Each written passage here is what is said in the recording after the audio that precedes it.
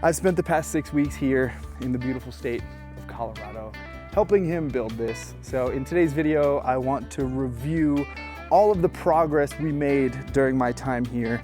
And I also want to talk to Rob. That's who's building this. Welcome to a house build in Colorado.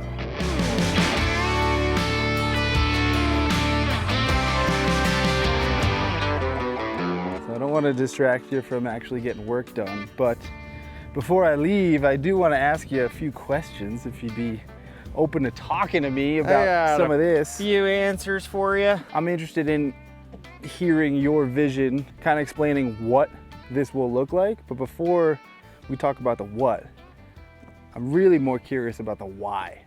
I see how you're doing it, but why the heck are you out here building a 5,000 plus square foot home by yourself? Why not? Sure. What motivated you to do this? Yeah, I mean, I guess ultimately it was a number of things. There was building and being a part of so many different types of construction projects. You realize how much of what we live inside of is toxic and really not built to last at all. For myself, it was like I want to build a home for my family. That was really what it all boiled down to. I want our own space. I want somewhere that we can something I can leave behind. And when you got kids, it's just like that thought of like, dang, if I died tomorrow, like what, how have I set up my family for success? And so that was a big motivator of like, let's build equity. Let's build something. I mean, without getting too deep down the rabbit hole of numbers, it's you know, in Colorado where we live out here, this average cost of finished square foot's about $325 to $425. Okay. And there's fewer ways I could build that much equity than to just go ahead and put in the sweat. And so, you know, we live in kind of precarious times. I don't know if just having dollars sit in a bank account or in the market is really the best use of my money. And you know, what kind of systems are we trying to contribute towards? So there's a lot of elements about this house that are going to be very non-traditional, especially when it comes to the finish and different systems at play within the house. There's been a tough barrier of entry to become a homeowner. I'm in my early 30s and lots of my friends are living with roommates, and it's like, dang, our parents didn't do this, that our parents had a much lower barrier of entry to go ahead and become a homeowner. And I think there's something to be said of like, you could do it yourself and you don't have to know everything all at once. You'll figure it out, you know, but you can do it. And it's something that, you know, for me was, again, leaving a legacy behind, leaving something behind for my children. You know, most people look at it and I think that's like a valid question. Like, why the hell are you just building a house? Why wouldn't you have somebody build a house for you? But when it comes down to it, like, labor costs are 75% of your house. If I were to have this house built for me, I'm looking at between 1.5 and 1.8 million dollars. And I'll build it for about 120. Wow. And so 120, I'm like, okay, I can grasp that over a few years. We could pool resources. The idea of like $1.8 million, it's like, well, that's crazy. I would never, I don't have that. Yeah. So we go through the process we built. It's going to take years. It's a labor of love for sure. But the vision, I mean, I've built this thing in my head so many times and it's changed shape so many times.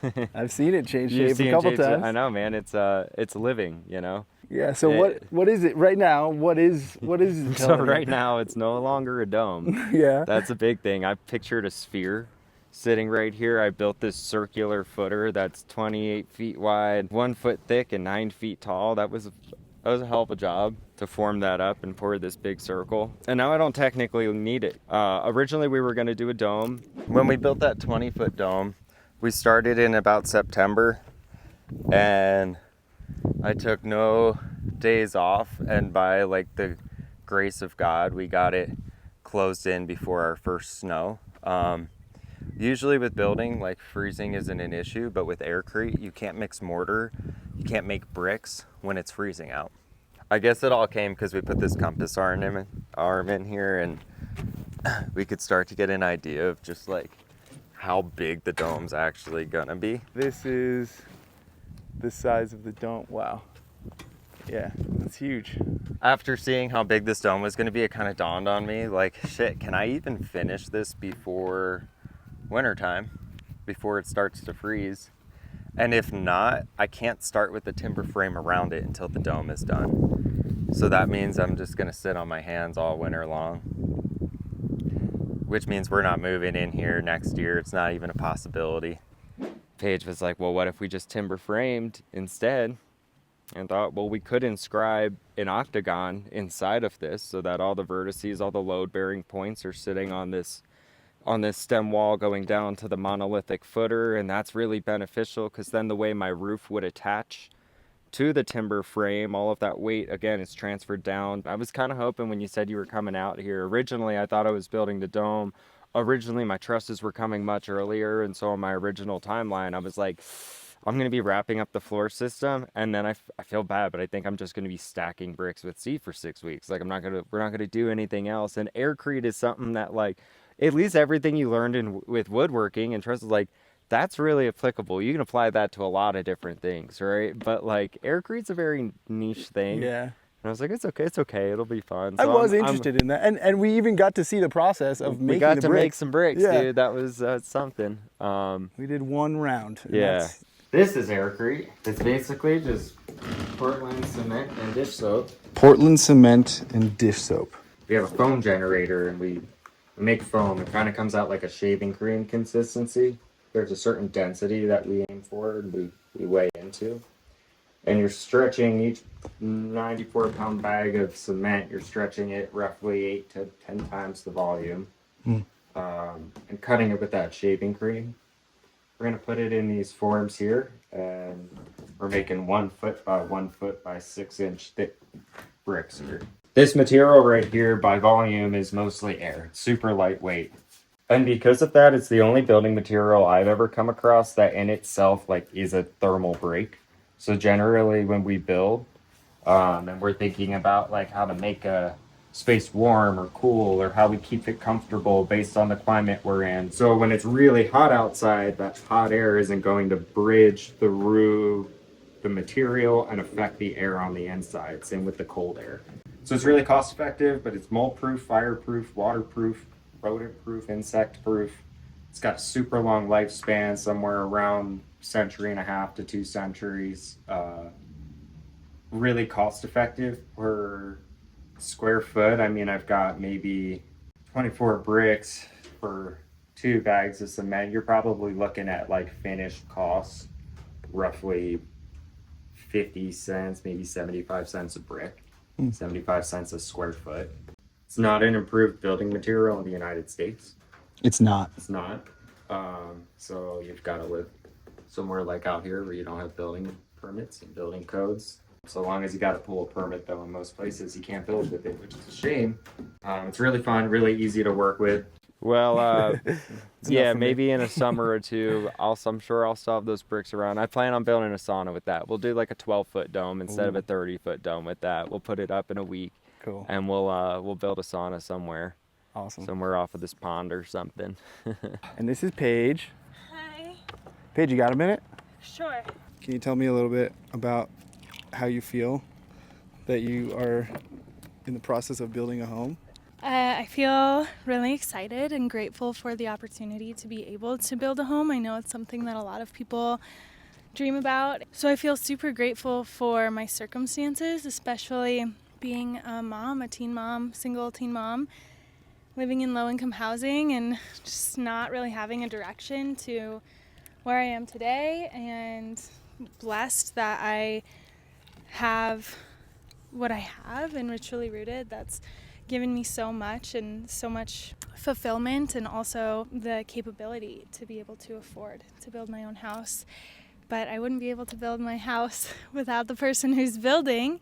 And so I feel so eternally grateful for Rob and his skills and his hard work and being out here every single day building in this hot sun for our family, for our children, and live in this amazing valley with community and people who share the same values as us is really priceless. So I feel really grateful to be able to do this and bring our dreams to life, and really grateful for Robbie.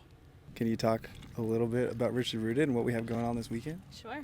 Ritually Rooted is a private membership association based on the foundations of holistic health and healing, and the idea and the faith in our bodies being able to heal themselves given the right circumstances and support. We have over 300 members and practicing holistic practitioners and nutritionists who have their own offerings, their own practice, and the ripple is just so big and something that I never even had a concept of before.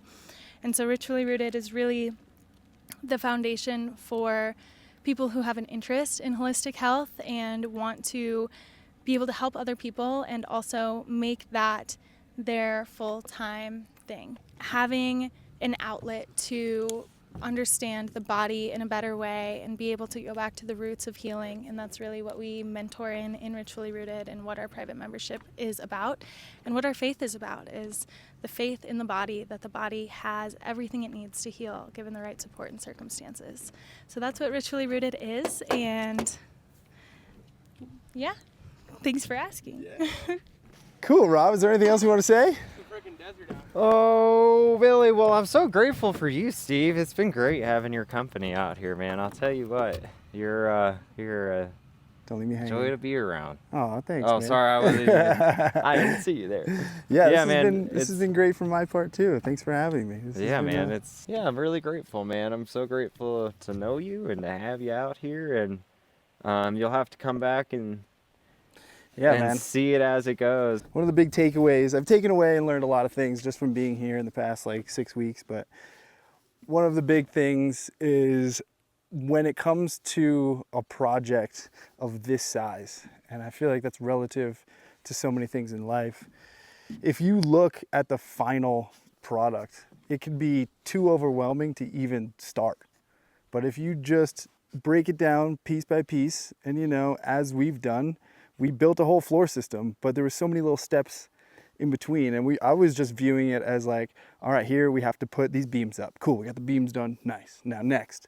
And every step of the way, oh, we got the truss up, awesome, we got the whole truss up, sweet. Now we got to strong back them together, next project. It's mini projects that all accumulate to this one huge project, but you have to celebrate those wins along the way, and really it's not about the entire thing, it is about the process.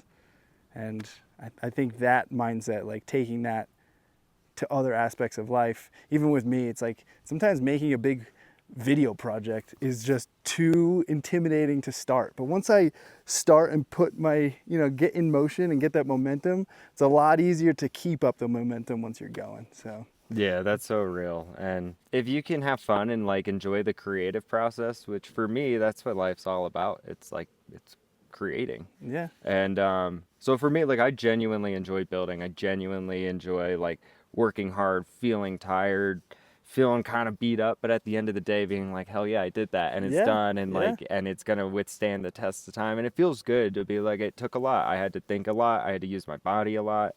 It's really rewarding. I would say my biggest piece of advice, if you don't like to do this kind of work, don't build a house. This will be too much. Yeah. You know what I mean? I recognize this isn't for everybody. There's a part about it that's borderline masochistic, where you're I know it ain't gonna be fun the whole time. I know there's gonna be times where it's exhausting and it's heavy, but that's what makes it so rewarding when it is done. You're it was a challenge and we overcame it. It's hey, it's not going to be easy, and it's not going to be comfortable, but that doesn't mean you're not capable. And yeah, and that's one of the things I really admire about you, and something I think I struggle with a lot is I think I'm creative in the sense of I come up with ideas so much, and I'll spend a whole day thinking of this idea, whether it be a project or a business or just something I want to do or a travel plan.